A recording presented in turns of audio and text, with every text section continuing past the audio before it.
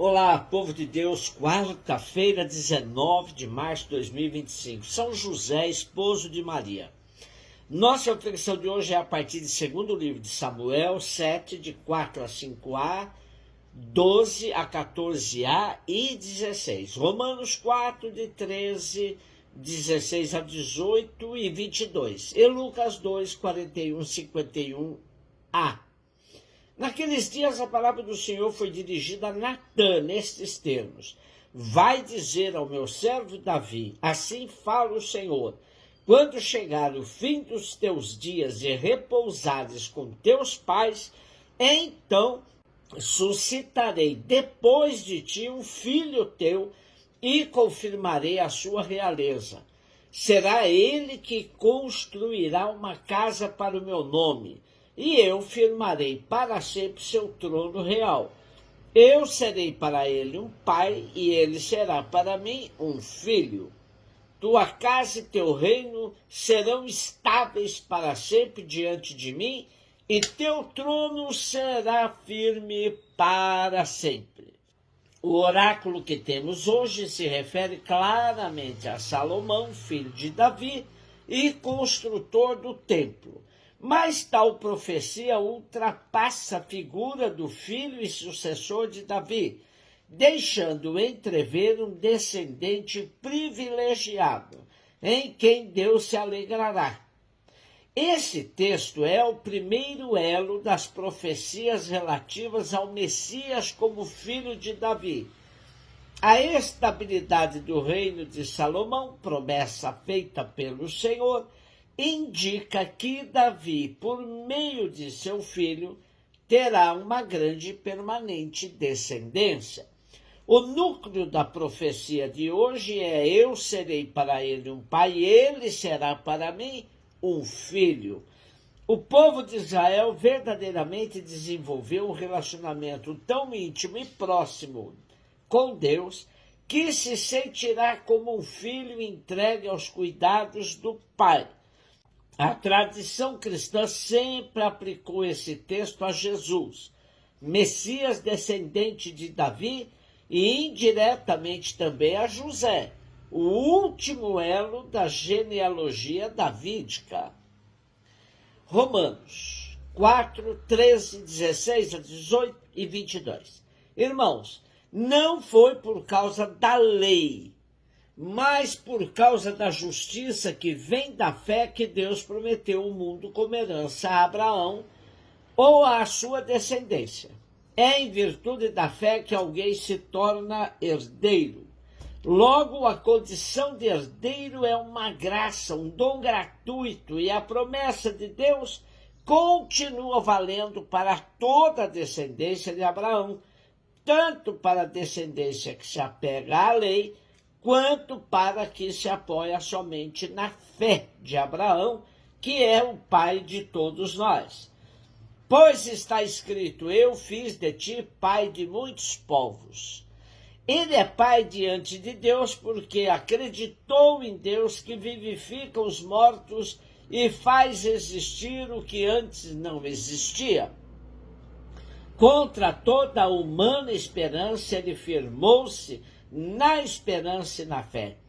Assim tornou-se pai de muitos povos, conforme lhe fora dito: assim será a tua posteridade. Esta sua atitude de fé lhe foi creditada como justiça. Na carta aos Romanos, Paulo, frente a uma tradição fechada sobre a lei, quer que os convertidos que frequentam as comunidades cheguem à conclusão, como ele chegou, de que a fé é suficiente para ser justificado, para ser salvo. De fato, Paulo mostra que a Escritura confirma seu evangelho, particularmente a afirmação segundo a qual a fé é a única condição que Deus requer para salvar a humanidade. Abraão constitui um caso exemplar que salienta exatamente a constância dos caminhos divinos desta forma. Abraão se tornou, então, pai de muitos povos. A liturgia aplica a São José o elogio que Paulo faz a Abraão. A fé do esposo de Maria, submetida a duras provas, manteve-se firme, fazendo dele homem justo e pai adotivo de Jesus. A sua resposta de fé manteve-se durante toda a sua vida. Por isso, colaborou com disponibilidade e generosidade no projeto de salvação a que Deus o associou. Se Abraão é apresentado como modelo para o cristão, José também o é. Abraão sabia que estava condenado à morte total, pois não teria descendência, mas acreditou e recebeu uma grande descendência da mão de Deus. José aceitou ser pai de quem não era seu filho, mas filho de Deus e de Maria, e colaborou na geração da humanidade nova, nascida da morte e da ressurreição de Cristo. Lucas 2, 41 a 51a. Os pais de Jesus iam todos os anos a Jerusalém para a festa da Páscoa. Quando ele completou 12 anos, subiram para a festa como de costume. Passados os dias da Páscoa, começaram a viagem de volta, mas o menino Jesus ficou em Jerusalém sem que seus pais o notassem. Pensando que ele estivesse na caravana, caminharam o dia inteiro. Depois começaram a procurá-lo entre os parentes e conhecidos. Não o tendo encontrado, voltaram para Jerusalém à sua procura. 3 dias depois o encontraram no templo. Estava sentado no meio dos mestres, escutando e fazendo perguntas. Todos os que ouviam o menino estavam maravilhados com sua inteligência e suas respostas. Ao vê-lo, seus pais ficaram muito admirados e sua mãe lhe disse: meu filho, por que agiste assim conosco? Olha que teu pai e eu estávamos angustiados à tua procura. Jesus respondeu: por que me procuráveis? Não sabeis que devo estar na casa de meu pai? Eles, porém, não compreenderam as palavras que lhes disseram. Jesus desceu então com seus pais para Nazaré e era-lhes obediente. Neste evangelho, as primeiras palavras de Jesus mostram que toda a sua missão decorre da sua relação filial com o Pai. Isso significa que essa missão provém do próprio ministério de Deus e da realização de sua vontade entre a humanidade.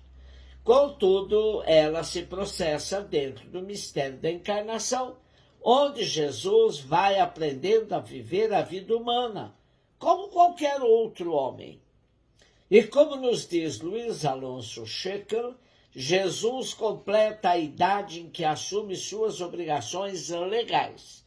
Cheio de sabedoria e graça, dá uma lição dolorosa a seus pais, contrastando duas paternidades. Dá também uma lição aos doutores da lei no templo de Jerusalém. Jesus é filho carnal de Maria, pela qual está ligado fisicamente à humanidade. Está ligado a ela por afeto e submissão filial. Mas essa relação fica relativizada e submetida a outra superior. Jesus é filho de José, pelo qual fica registrado oficialmente como descendente de Davi. Mas também a sua relação com José fica relativizada e submetida à relação de Jesus com o Pai. Como ação simbólica, o adolescente está cortando muitos vínculos com um só gesto, que por isso se torna espetacular e dramático. Não pede permissão porque recebe ordens diretamente do Pai. Maria e José participam de tudo, contribuindo com sua angústia e dor. No final, fica claro que eles não compreenderam completamente.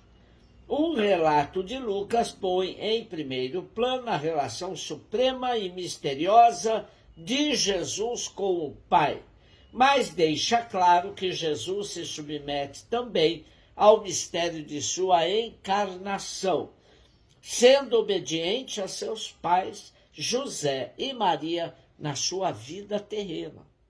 Celebramos hoje a festa de São José. O culto litúrgico a São José celebra-se pelo menos desde o século IV, quando Santa Helena, mãe do imperador Constantino, lhe dedicou uma igreja. São José, descendente de Davi, era provavelmente de Belém. Por motivos familiares ou de trabalho, transferiu-se para Nazaré e tornou-se esposo de Maria.